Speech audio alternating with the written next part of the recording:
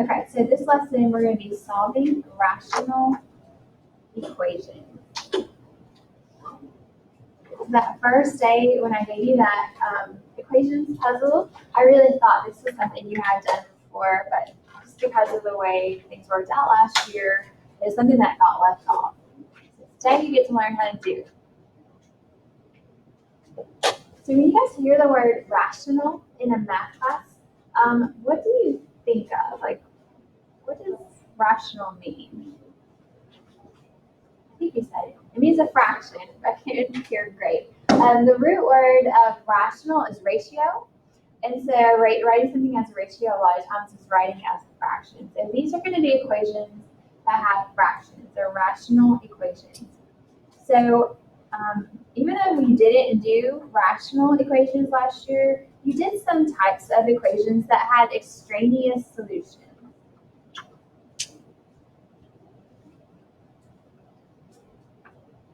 Do you remember hearing those words together? Extraneous solution. Okay, what is an extraneous solution?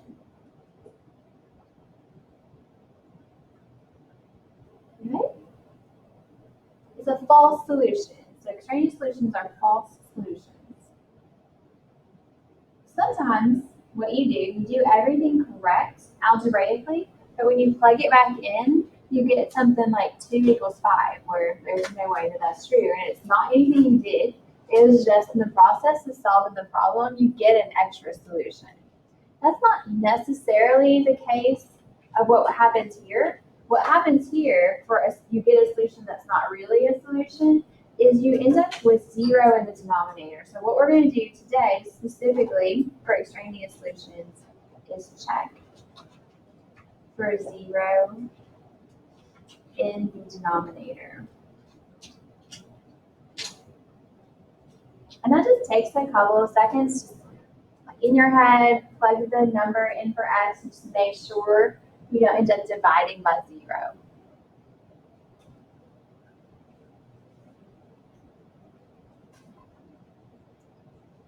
Okay.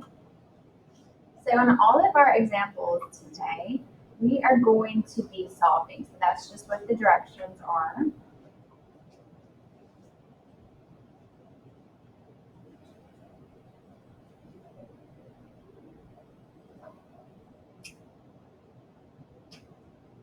Okay. And the first one that we're going to do is kind of like one you may have learned in Algebra 1. Calculators. I'm recording this lesson.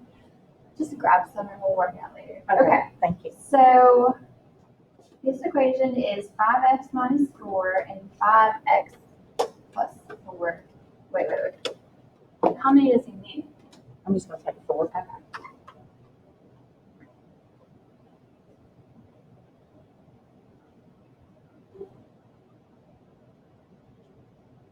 Okay, so in Algebra 1, you guys did some problems like this.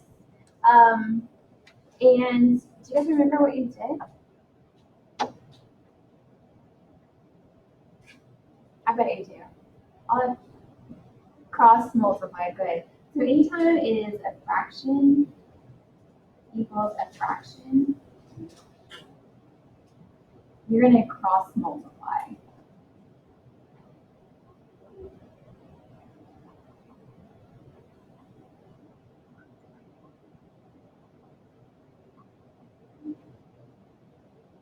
Okay, so that means I'm going to multiply this first numerator by this denominator. Now I'm going to write out the steps. If you just do the distributive property in your head, that is fine with me. I just don't want anybody to get lost in the process. All right, and then multiply this numerator by this denominator.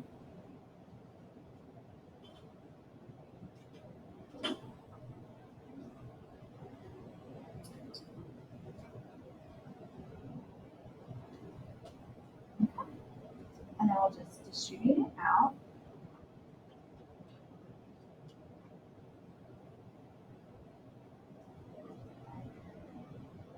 Okay, and then from here, it's just a fairly simple linear equation. I'm going to get my x's on one side.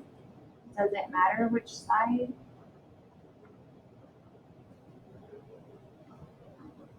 Okay, just add the 12 and divide by 5.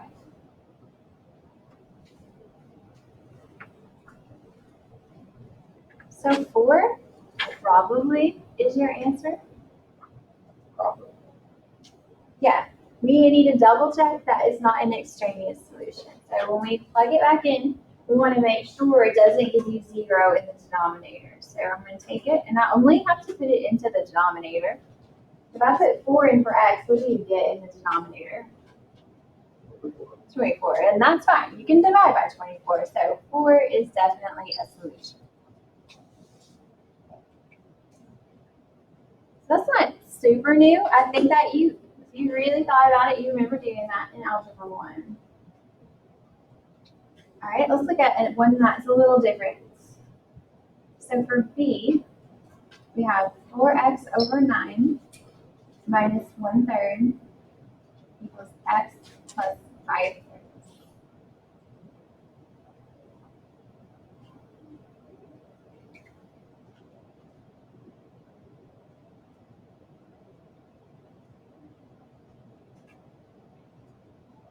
Okay, am I going to be able to cross multiply on this one? No, because it's not a fraction equals a fraction. We have some addition and subtraction signs in between them. So we're going to do something different. So what we're going to do on problems like this is multiply by the LCD, or the least common denominator.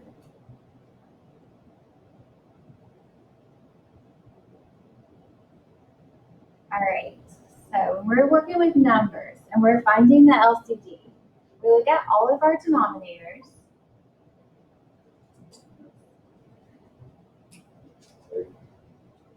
Well, 3 is the greatest common factor. So we're technically doing the least common multiple. So a number that we can make 9, 3, and 9 all become is 9.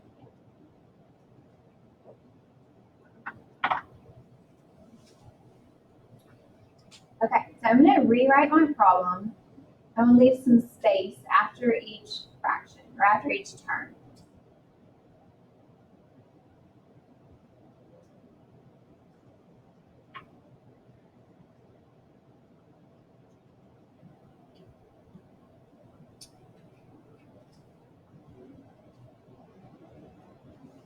And then I'm going to go back and I'm going to multiply every one of these terms by 9.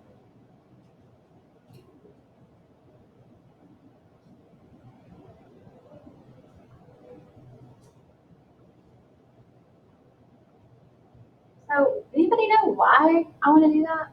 I mean, I told you to, but what's going to happen when I multiply 3 by 9? All of those denominators are going to cancel. So when I multiply 4x over 9 by 9, those 9s they cancel and you're just left with 4x. What about negative 1/3 times 9? It's just negative 3.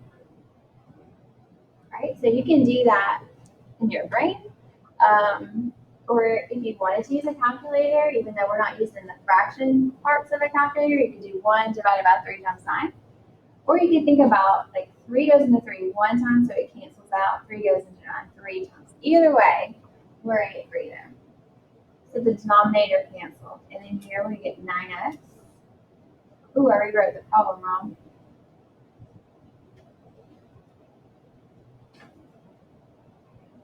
All right, what am I going to get in the last one? 5/3 times 9. I can't tell if y'all don't know, if you just don't want to talk to me. It's going to be 15. So 3 goes into 3 one time, 3 goes into 9 3 times, 5 times 3 is 15. Okay. And then we have a pretty easy equation to solve. So I'll get my x's on one side. I'm going to move them to the right. If you move them to the left, honestly, it doesn't matter. It's going to work out the same way. Subtract my 15. Right? And when you guys get problems like this, that is a fraction that doesn't reduce, just leave it in fraction form. There's no reason to type 18 or negative 18 divided by 5 and give me negative 3 point something.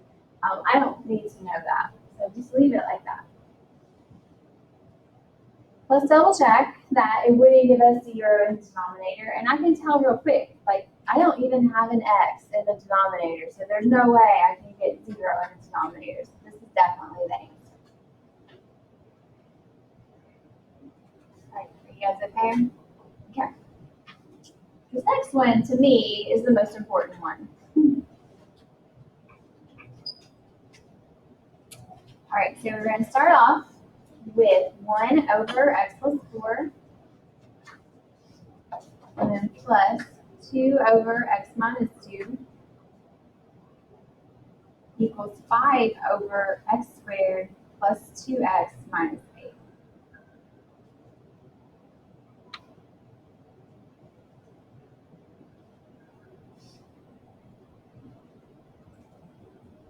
Okay, so is this one that we can cross multiply? No. So we're going to do the least common denominator, but first we're going to need to factor. So you guys do that on your own. Go ahead and factor that denominator for me, please.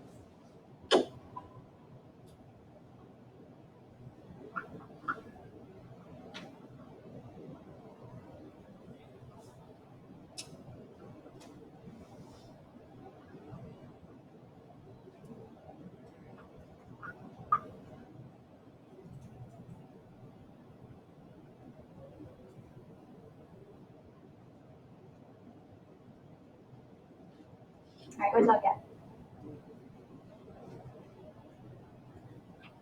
It's so quiet today. X plus 4 and x minus 2 is what you should get. Okay.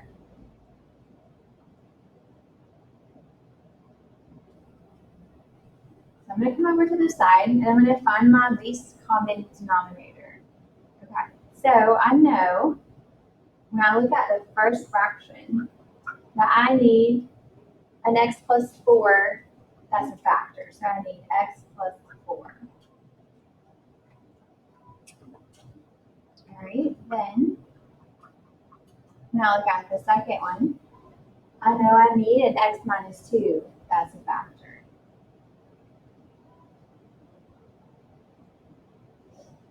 All right.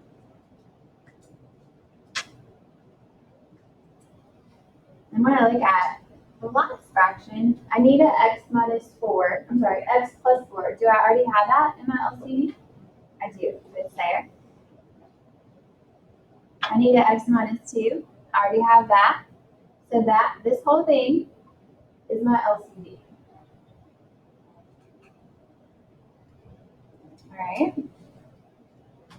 So now I'm going to do what I did in the last problem. I'm going to rewrite it. I'm going to leave some space. I don't know why I keep writing the wrong numbers today.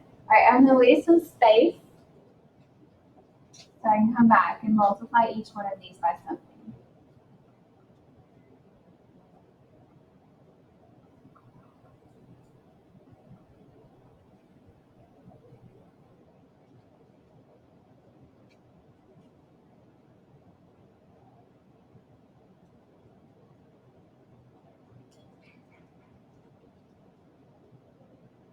All right, so remember that you're multiplying each one of these by the LCD, and the purpose is to cancel out your denominators.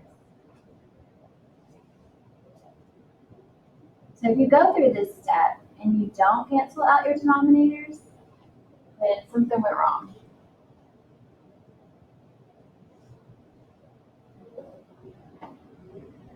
So someone who was at home actually in second period was asking about, she wanted to multiply the numerator and denominator by the LCD.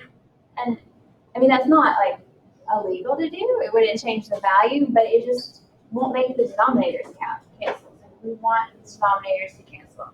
And so the x plus 4 will cancel in the first fraction. The x minus 2 will cancel. And then in the last one, both factors cancel.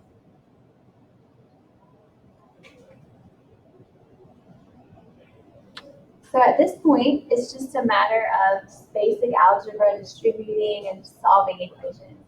So I would want to multiply 1 times x minus 2. That's easy That's just x minus 2. Then I would want to multiply 2 by x plus 4. Be careful that you distribute. What do I have to multiply 5 by? This is really a 1, because everything cancels becomes a 1, so that's just going to be 5. There's nothing I have to multiply there. All right, you guys finish this one on your own. You are going to get a fraction, so don't worry.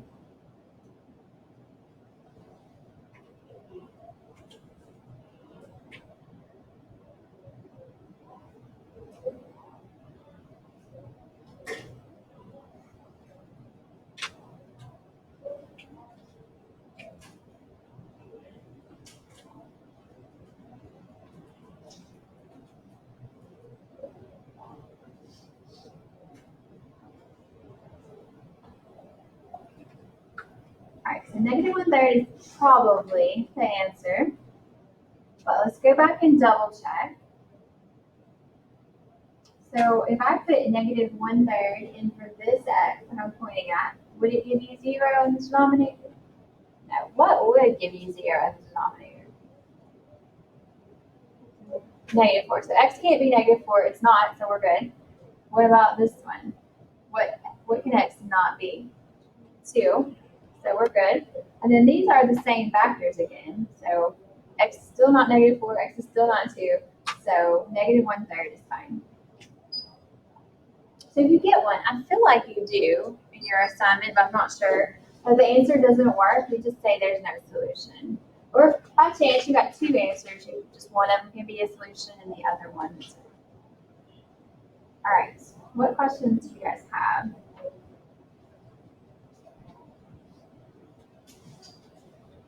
Can there be 2 solutions or just There can be.